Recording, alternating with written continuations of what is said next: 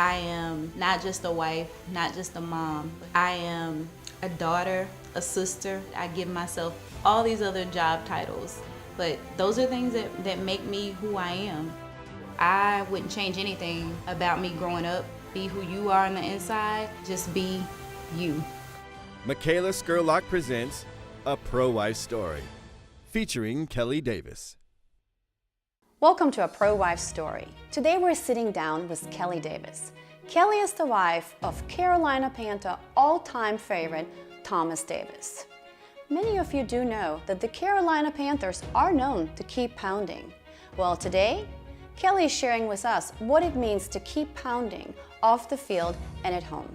Her story is inspiring and encouraging. So stay with us, because there's much more to come on this special edition of A Pro-Wife's Story.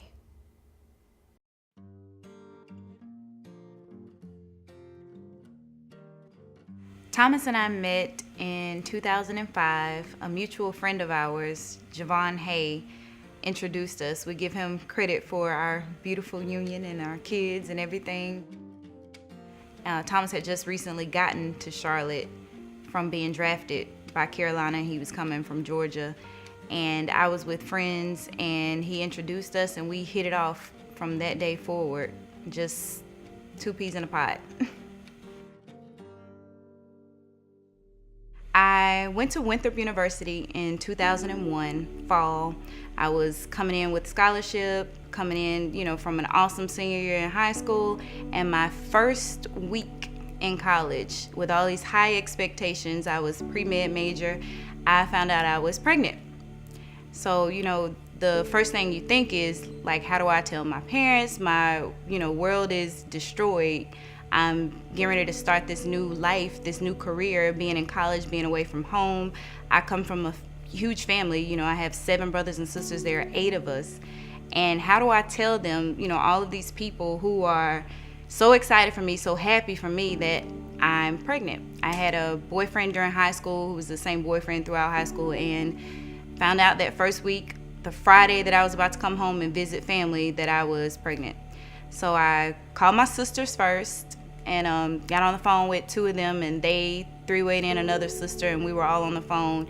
And they said, we got to call Ma. And I was like, okay, let's call her. Let's talk to her. So somebody 3-wayed in my mom again, and just being on the phone with her, hearing her while I was telling her that, I was about to have a child and I wanted to keep my child, it was very stressful.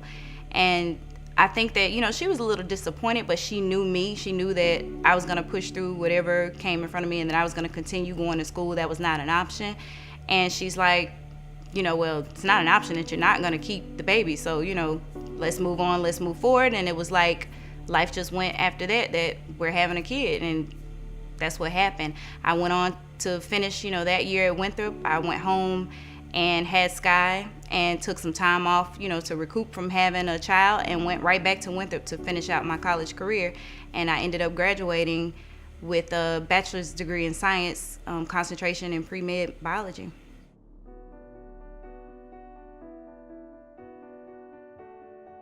Definitely felt like I let a lot of people down when I found out that I was pregnant.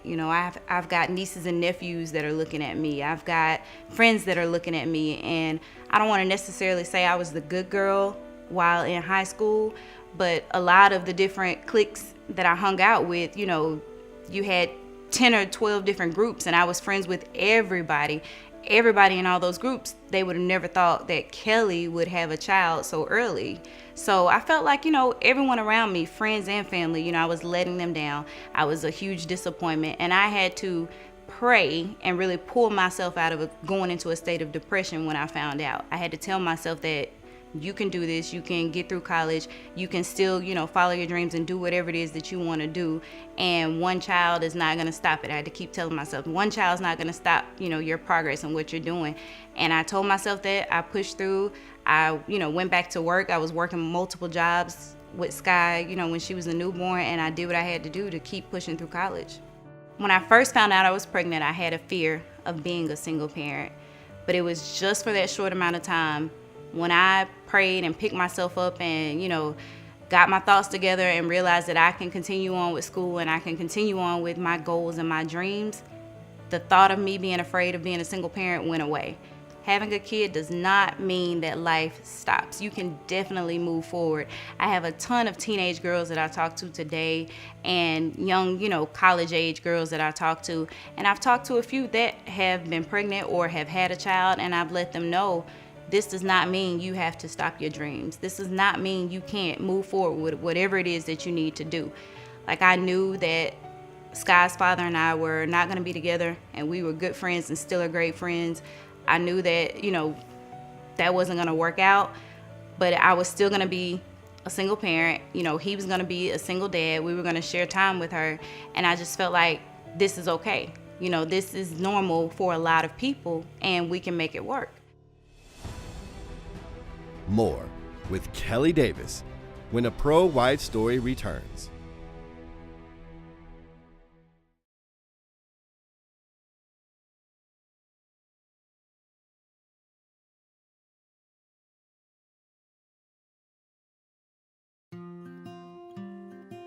I always joke about, when I talk about meeting Thomas, I always joke about, who called who first? Was it love at first sight? When you met Thomas, people will say, did you automatically know he was the one?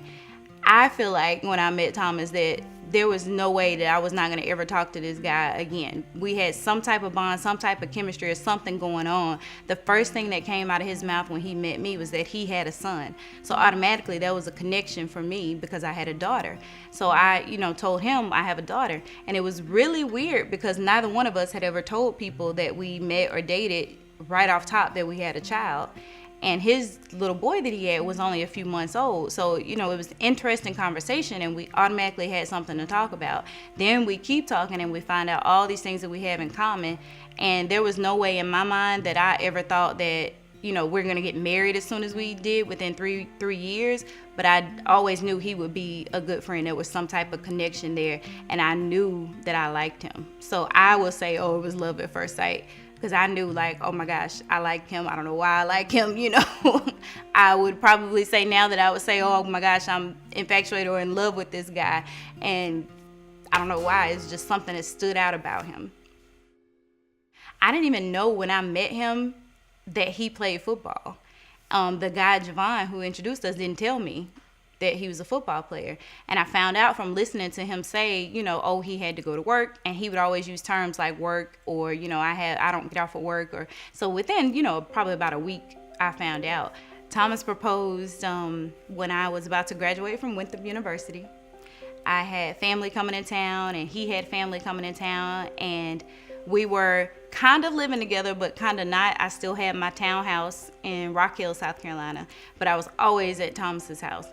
And he had a mini camp that was mandatory at the stadium with the Panthers. So this is my graduation day. I'm graduating from college, and he tells me I can't make it to your graduation. And so I'm devastated. I'm like, this is a very big moment in my life. You can't come to the graduation. He's like, I have a mandatory mini camp. And at this point, he's new, to football. He doesn't know how things work. He's not going to go and ask anybody, hey, can I miss one day or a couple hours at minicamp to go to my girlfriend's graduation? So in his mind, he's telling me this, and I guess he wanted to see what my reaction would be. And I'm like, you got to do what you got to do. We'll get somebody to take pictures. We'll get somebody to record it. And tons of family members chipped in and did that. And so I came home from the graduation, and we were kind of having a big little party for me. And one of Thomas's friends was there, and he said, I think Thomas is going to be able to come home a little early, from minicamp. And I said, oh, that would be great. So he did end up coming home a couple hours early from that day. I guess they let him out early. And he had a big travel bag, a big duffel bag with him. And so he calls everybody into the family room. He says, I want everybody to come in here while I give Kelly her gift. And Thomas is a jokester. Once you meet him, you get to see what kind of guy he is. He's always pulling pranks with his friends, and he's a big jokester. So I'm thinking in my head, why does he have this big Nike duffel bag and he's saying I'm going to give Kelly her graduation gift? And I'm looking at this bag like, what is he about to pull out of this bag? It's going to be some prank that's going to make everybody laugh. And all these things are going through my head. Had no clue that he had previously spoken with my mom and one of my sisters and that he was about to propose. So he pulls the bag out. And he kind of gets down on the floor like he's getting something out of the bag. And he pulls out the ring. And he proposes from this big Nike duffel bag full of Nike items. And I was so shocked. I was in tears. My family was, overjoyed. His family was super excited. And he proposed on my graduation day. So that was an awesome gift. There's not a day we can go out now where somebody's not stopping him for an autograph or for a picture. And I wasn't used to this when I first met Thomas. When I met him, everybody, that knew who he was, they knew who he was because of him playing college football. They didn't know who he was because of him being a Carolina Panther. So we could go out and we could hang, and it did kind of keep things normal in that aspect. But now that more people knew who he was, it would bring more people asking him for pictures, asking him to do things, asking him to come places, and it would also bring more women flocking to him. And the one good thing that I can say about Thomas is he handles the situation like no other. He'll say, you need to talk to my wife. He'll, push him off on me. Kelly, do you want to talk to her? Or if somebody's dressed inappropriately, he'll look down at his shoes and not, pay him any attention. Like, it's awesome to know that I have that kind of support because I can't control people coming to him, people talking to him, people knowing who he is. I can't control women flocking to him. And he just pushes them off on me. He tries to let me, diffuse the situation. And then when I'm not around, he removes himself from any situation that makes him feel uncomfortable. And I think a lot of that comes from him being a good Christian guy. I think if he wasn't a Christian guy, if he didn't believe in God and didn't have faith and didn't understand what it meant to be married, he would probably be all over the place. I don't think that we have to live to a certain standard or I have to, uphold a certain standard with that type of status, being married to an NFL player just because he's an NFL player. I think that my husband being in the NFL has nothing to do with how I act and how he acts when it comes to our marriage. I think that we need to uphold a certain standard when it relates to being married and when it relates to vows that we took, when it relates to our union. And I think that's what we think about. We don't think about people looking at us outside looking in and, people wondering, oh, is he cheating on her? Is she cheating on him? All NFL players are bad guys. We don't care and we don't listen to the stuff that people say in that aspect. We do care about what God thinks. We do care about our own separate walks with Christ. We think about us being together, being that forefront for our kids to look at, and them knowing that mom and dad are faithful to each other, mom and dad are respectful to each other, they honor each other. Those are the type of things that we think about, and that we want them to see that positivity. Because we have girls, they need to know how to be treated by men. We have, boys that need to know how to treat women. And they're not gonna learn these things unless they see my husband doing the right things. A pro-wife story continues right after this.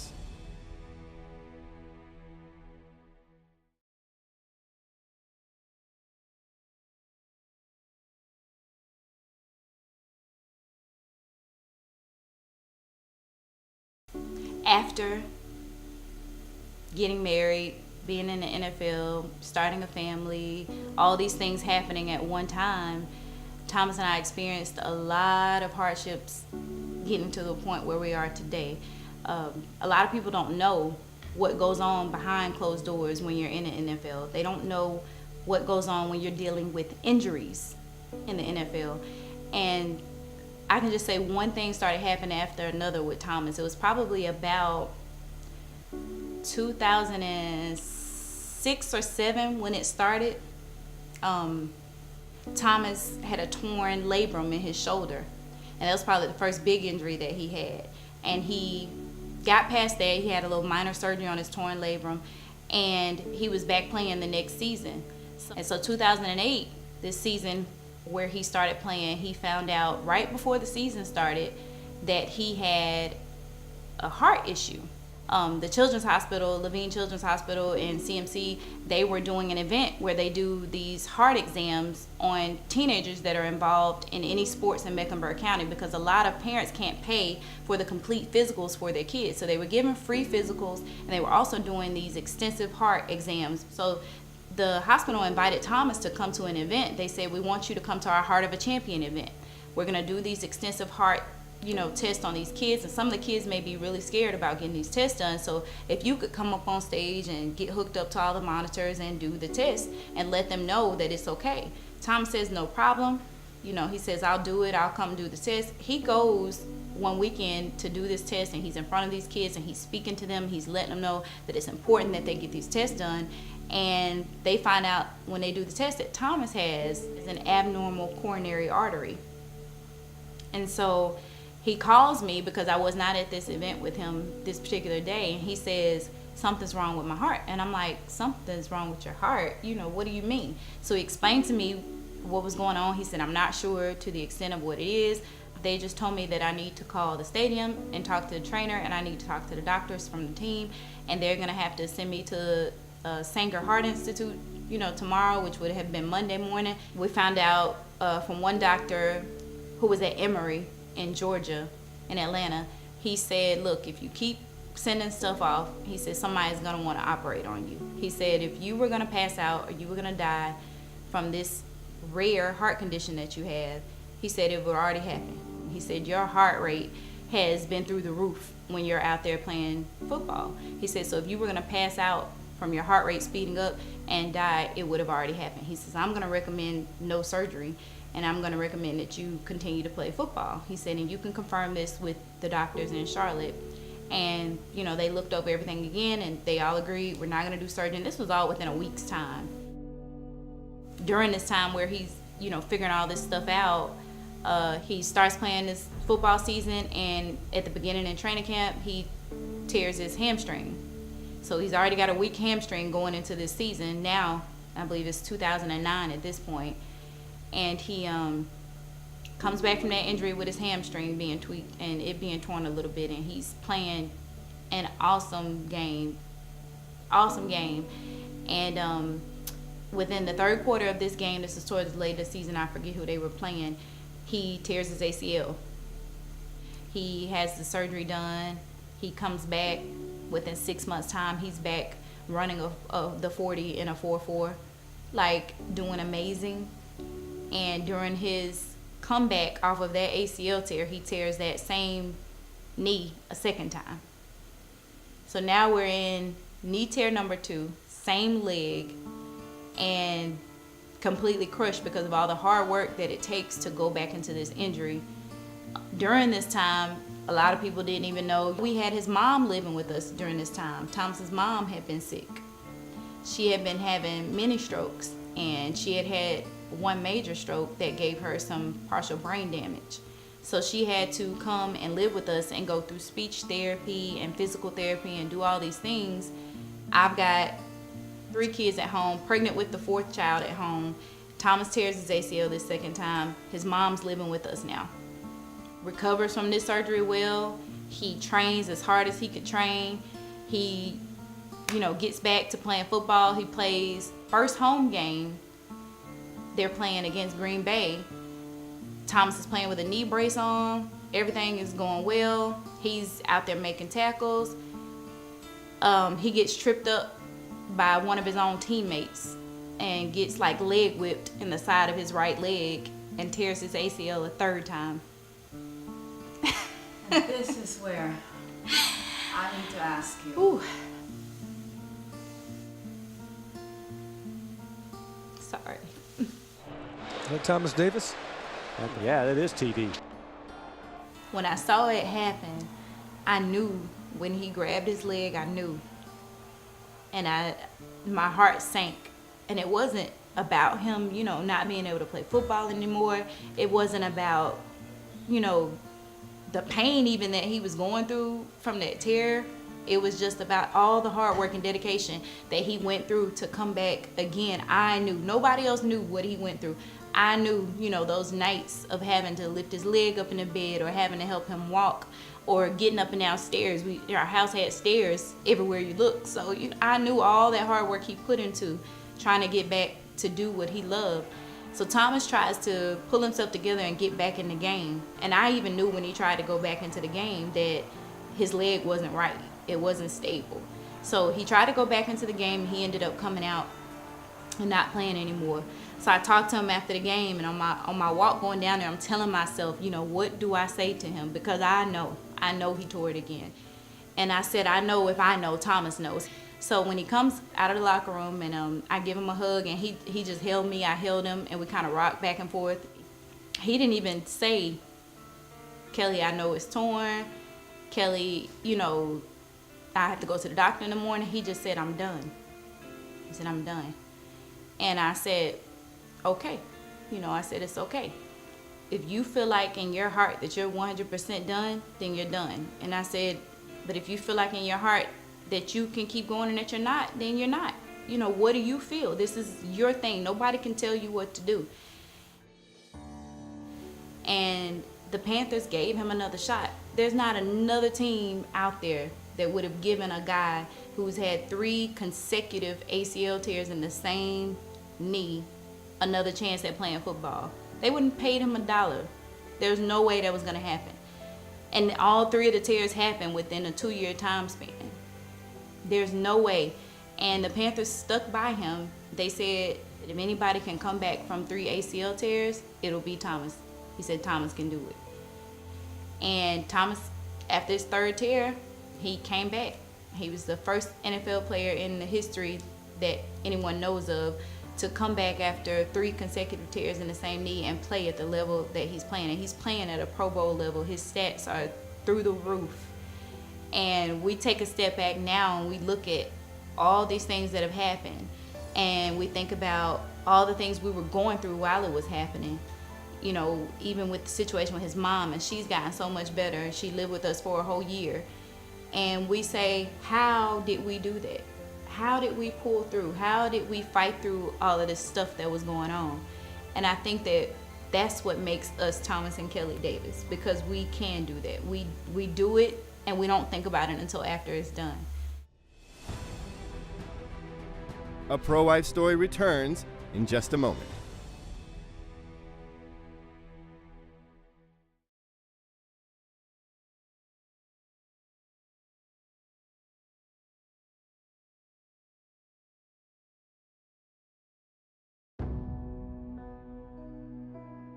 There was never a time out of all of the things that Thomas and I have gone through where I said, I'm done. I can't deal with this. I can't take it anymore, because I just felt like that's what my job is. That's what I'm supposed to be doing.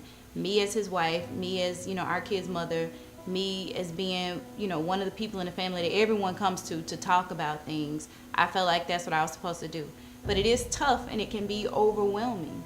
So there are some days where, I do go cry in the shower, or I will lock my door and tell, my kids, or tell Thomas, can you give me an hour?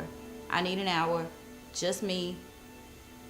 Take the kids somewhere, keep them downstairs, whatever you need to do, and he'll do it with no problem. And that little bit of time just gives me a boost to keep pushing, or whatever it is I need to do for the rest of the day. And I pray a lot. I do pray. I talk to God, because I know that I can tell him anything, and I won't be judged. And I'll ask for answers, or ask for signs or something to help me with making decisions or whatever it is I need to do.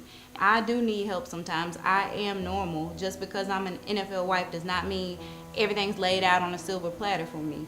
I'm normal. I get sad sometimes. I need help sometimes. I'm dependent upon Thomas sometimes. I just want to sit and just lay on his chest sometimes and don't have anybody call my phone and bother me. And I can't get that all of the time, because we do so much, but when I do, I appreciate those little things. And stuff like that is what helps me push through. I do have weaknesses. For me, food is a weakness. I joke all the time because I'm a foodie. I like to cook, and I like tasting and eating different kind of foods, and I love chocolate, and it's a struggle for me to exercise. Everybody thinks that every NFL wife is supposed to be, this Coke bottle figure, and everybody eats healthy. I don't. I exercise and I work out, but it's not an everyday thing. I try to, go 2 times a week, sometimes 3, but I like food. And that's just life. Me with kids, with family, that's just how I was raised and how I've grown up. And I don't feel like that I have to have clothes in my closet that are size 0 to make me perfect. I have a huge fear of something happening to me, or something happening to me and Thomas, to where we would have to leave our kids behind. Having kids makes you look at everything differently, and that's a real big fear of mine. Raising kids is not easy, and you never know the correct thing to say or do with them. There's not a manual that's given to you when you have a child, so that's tough for me to think about. If something was to happen to me or happen to Thomas, and having to leave my kids in someone else's care. That was one of the major things when I found out I was pregnant with Sky. Plenty of people offered to take care of her, but I couldn't let anyone else take care of her because I felt like that was my job. That's a huge fear, so I have to tell myself not to be a worrywart. In some areas, my kids do get treated differently, and you would think that if they were getting treated differently, it was because of their parents. They were going to be treated in a positive light. But most of the situations that we've had have been with our older daughter. She's now in middle school, being treated differently, more in a negative way because of who her parents are, and other kids being jealous and them thinking automatically she's got everything, materialistic things, and she's got money, and she's wearing a new pair of shoes to school all the time, or little small things that my kids don't even worry about, and they treat her different or bully her because of who her dad is. Sky went to her first year in middle school at 6th grade not telling anybody who her dad was. She wanted to see on her own who was going to be her friend and who was going to talk to her and who was going to hang with her without knowing who her dad was. So it wasn't until some months into school when they had a jersey day, and she wore a Carolina Panthers jersey, and the back of her jersey was personalized. It had my dad. That was the first time people knew who her dad was. And when people found out who her dad was, she said, "I'm going to stay friends with the same people I've been friends with, because now there are people that are trying to hang with me."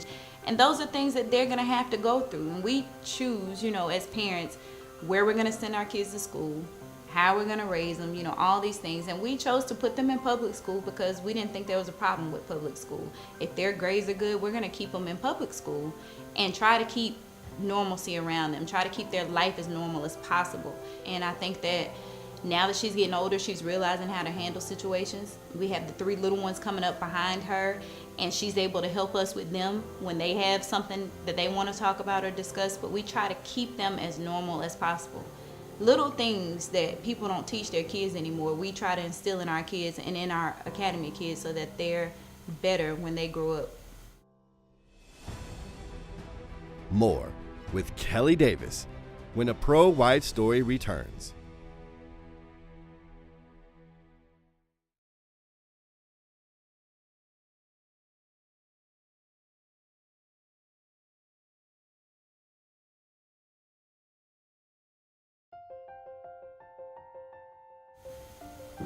I think I'm so many people wrapped up in one. I think I am not just a wife, not just a mom, but I give myself all these other job titles. I'm a chef, I'm a nurse. When one of the kids gets sick, I'm the one taking care of him. When Thomas gets sick, I'm the one, taking care of him. I'm a maid. I have to clean up, behind them. I'm a counselor. I spoke about how I talk to my friends and how I am a good listener and I give, good advice, and this is just because I've heard people say that. So I feel like those are titles that create me. Those are things that, make me who I am. I'm a giver. There's not a day that goes by where I'm not giving something to somebody, and it's not just because I want the recognition for doing it, but it's just because I feel good giving it to them, knowing that they may have needed whatever it was. And I have to be, choosy about that sometimes, because some people can take advantage of, people that are givers, and Thomas is a giver. So, us both being givers, we have to really like set boundaries and think about a lot of the things that we're doing when we're helping people. But those are things that make me who I am. I'm a talker. I love talking. I'm, a daughter, a sister. I love my family to death, love them. I come from a huge family, and so I'm the baby girl. I have a younger brother, and so my family kind of picks at me all the time. They say, let's call the mayor. They call me the mayor of the family. So they'll say, we'll call the mayor, or they'll get on the phone and they'll say, mayor, they'll call me the mayor. And I'm like, why do y'all call me that? And they say, because everybody calls you to ask you everything, and this has been since I was little. They know that I'm going to give them the real, because I'm a realist. I'm going to, no holds bars. I'm going to tell them the truth about whatever it is or how I feel, whether they like it or not. And sometimes, knowing that all of those things make me who I am, I have to take a step back and kind of have that outer body experience and say, who do I go talk to? Who is there for Kelly when I, break down, or I need somebody around me, because everybody calls Kelly for everything. And that's when I pray, and that's when I talk to God, and that's when I also talk to Thomas. And I'm sure I can get on his last nerve when I'm giving him a rundown of my day, or asking him for his advice on something. But that's what makes him who he is too. He listens to me, and that helps me maintain my composure and stay true to myself. Being able to unload all of that stuff on him and talk to him, it helps me be able to keep all of those titles that I have that make up Kelly. Thomas is absolutely my best friend. Absolutely. I have close friends that I grew up with from, middle school, elementary school, on through high school. And when I say Thomas is my best friend, they're like, oh, like I thought I was your best friend. And I love those girls. They're like sisters. But they know, Thomas is my best friend. I can go to him for anything. I can tell him anything. And I just feel like it's almost like we're newlyweds after 10 years, in this together. It's like we're attached at the hip. Like I can't function without him, And it's crazy thinking about somebody like that. And of course, we'll argue. I'll fuss at him about, you need to take the dog to get a bath, or you need to clean the garage out, or whatever it is, we argue about, and we cannot stay mad at each other for long, because we'll talk to each other within hours, and I'm like, I can't be mad about it anymore, because he's my best friend. I need him. That's how I keep pushing, keep moving forward. I think the most important thing that I want people to know who are watching this, they need to know to never give up. No matter what is going on in your life, no matter what trials you go through. I've gone through so many things and just pressed past them, and I'm able to look back now down the road and say, wow, I went through all of this stuff. I went through all of these things. If you keep moving forward, you can do whatever it is you want to do. To the women out there, especially the young women, we're watching all this stuff that's on TV that's so negative, and it's, teaching our young girls that they need to show their bodies off, or they need to, talk recklessly and speak crazy and do all this crazy stuff. Social media didn't exist when I was growing up. And so now you have social media, you have these outlets to put all this negative stuff out. And our girls are looking at this stuff. I want our young girls to know that's not who you have to be. That's not who you need to aspire to be when you grow up. You can be anything you want to be. You can push past any situation. And I also want them to know that you don't need a man to do it. A lot of people will look at me being an NFL wife and they say, oh, she can say all those things, but she's married to an NFL player. She doesn't have anything to worry about. Even before being married to this NFL player, I felt like I can do whatever it is that I want to do on my own. Thomas can tell anyone to this day, he brags to his friends. He says, my wife doesn't like to shop. I love that about her. My wife is very, good about keeping on budget with things. He'll say, my wife is good about planning things and doing things on her own, or when she says she wants to do something, she does it. Those are things that you should be able to do without a man. When you're a single girl, when you're a single woman and you're growing up, you should have goals that you set for yourself without depending on somebody else. And when you get to that point that you feel like you want to depend on somebody, then it should be the type of dependency that I have now on Thomas, when I want that shoulder to cry on, when I want to just lay down and relax and know that he's there, or if I need somebody to talk to and know that he's there. Those are the kind of dependencies that you should have, you know, on a man. And I think a lot of our young girls, they don't look at things that way. So I want them to know that they can do things on their own. They can push past any situation and do everything on their own. More with Kelly Davis when a Pro Wife Story returns.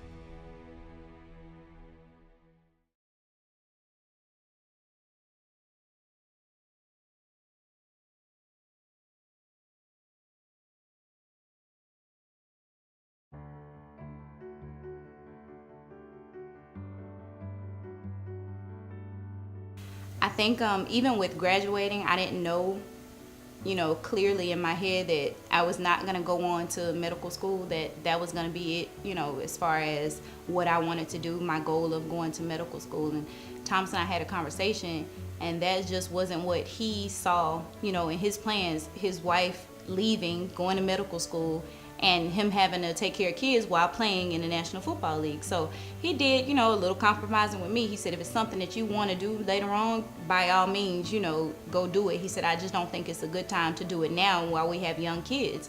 And I agreed with him on that. You know, me having to leave because there's not a medical school here, you know, in Charlotte, and go somewhere off to school with having kids would have been very, very stressful and a strain probably on our marriage and our relationship. So I made the decision not to go to medical school. Financially, you know, we were stable, taken care of because of his career.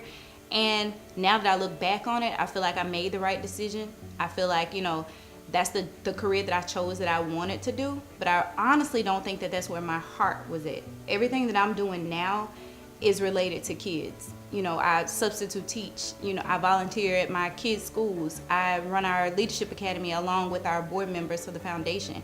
And we're around, you know, middle school and high school kids. I have 19 nieces and nephews just on my side of the family. At my house in the summertime or any spring break, you can catch the house being full of kids. So I think that God has put me in the position to see where I'm really supposed to be at, what I'm really supposed to be doing, how I'm supposed to be working. And I think it's being around kids. That's what I'm supposed to be doing. Through rehab, taking care of Thomas, I think my role was to not only be there for him physically, you know, helping him get in and out of bed, driving him to work, or helping him take a shower, simple things that some people take for granted, but to also be there for him emotionally and mentally. You know, there were times when it was really tough for him, where he would, you know, sit back and was in pain and would be so sad and almost, you know, be depressed. And I had to be a real cheerleader then and help him, you know, pull out of that. And he is such a trooper and a fighter. He did an awesome job with it. And us just rolling with all those punches, rolling with the punches, you know, I felt like that's my role, that's my job, be there for him, help him get through whatever it is he needs to get through. And then I'm putting myself on the back burner every single time. So if I'm feeling a certain type of way, I can't let him know that I'm feeling like that. I have to save that for later. And that's just always how I've been. You know, I put others before me. But when it comes to situations like this, you can't think about your own personal feelings when someone's going through something like that. So I would put my feelings on the back burner, be there for him. If he needed somebody to talk to, you know, if he's needing help with all his 50 million machines and rehab equipment that he needed during this time, you know, I was there. There were countless nights my daughter and I were filling up, you know, the Game Ready ice machine and carrying it up the stairs to make sure he had ice, or driving to the store just to go get, you know, fresh ice for him, or plugging up machines and cords for him to do STEM treatment and just all kind of stuff. You know, he's got a big hyperbaric chamber that we would have to help him hook up to get in to help him. And whatever it is that he needed, that's why I say, you know, you can call me a nurse, because I was there to help. And I give, you know, a lot of kudos to my kids too for running around and helping us during that time. So Thomas and I started the Thomas Davis Defending Dreams Foundation back in 2008. It was founded that year. In 2006, we actually started doing things, a little bit in '05, but mostly in 2006.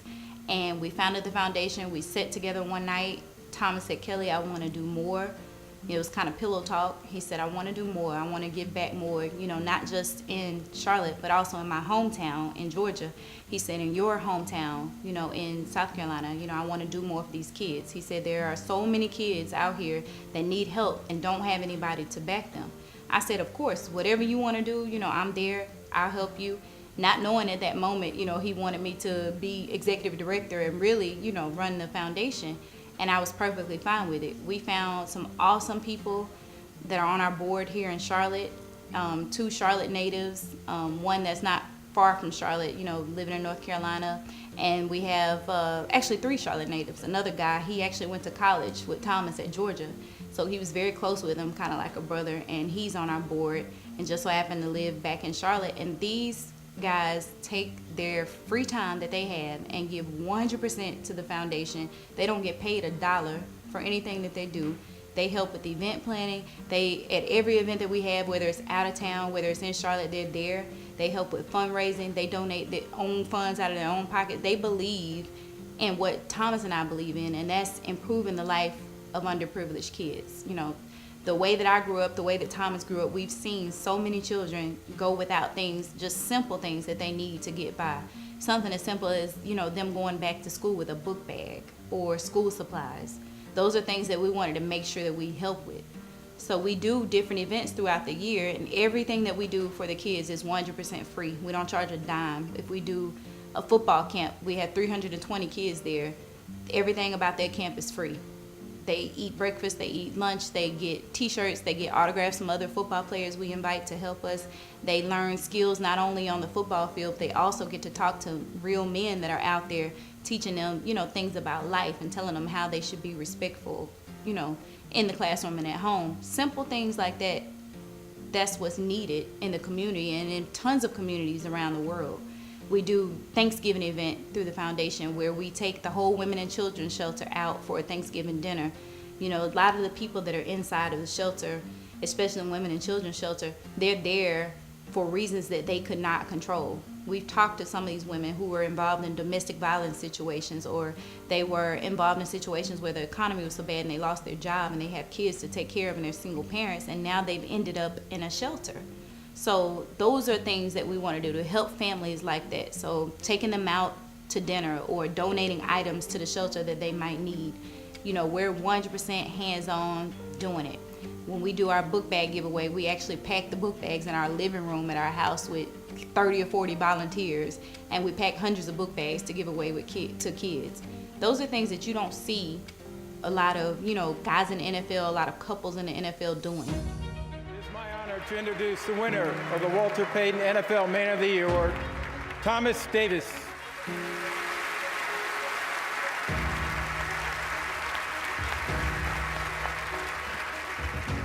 Thomas Davis, Defender Junior Foundation Board. You guys are truly the reason why we are able to accomplish so much. Next, I'd like to thank my beautiful wife, Miss Kelly Davis.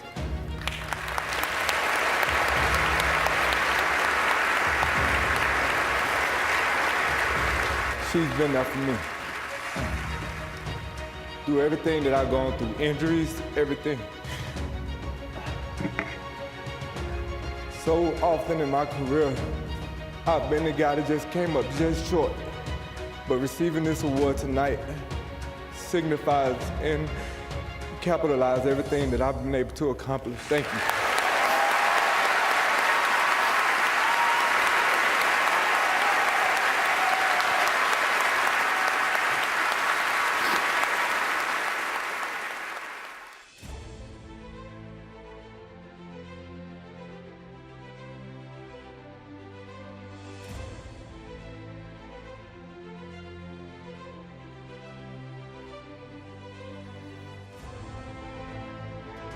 You've been watching A Pro-Wife Story, presented by Michaela Scurlock and the Carolina Panthers.